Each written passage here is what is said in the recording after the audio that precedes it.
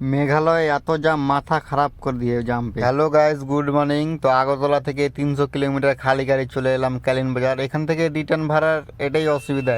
ওখান থেকে তো মাল পেয়ে নিচ্ছি, কিন্তু এখান থেকে রিটার্ন যাওয়ার সময় মালের খুব অসুবিধা।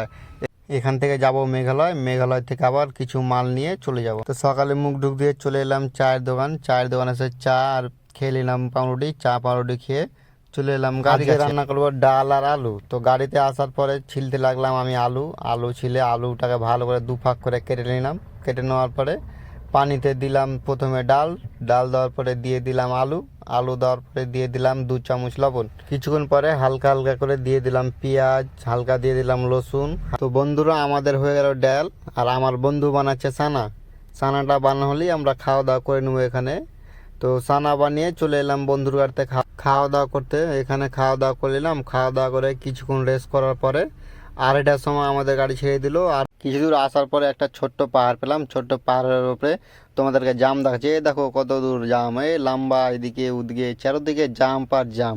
এখান থেকে গাড়ি ছেড়ে দিলাম। আস্তে আস্তে আমাদের জাম বাড়তে লাগলো। আগে আগে যাচ্ছে আমার 7 কার গাড়ি আর আমি যাচ্ছি পিছে পিছে। তো আমাদেরকে মেঘালয় ঢুকতে ঢুকতে মোটামুটি 4:30 5টা বেজেই গেল। এখন সন্ধ্যার টাইম হয়ে গেল।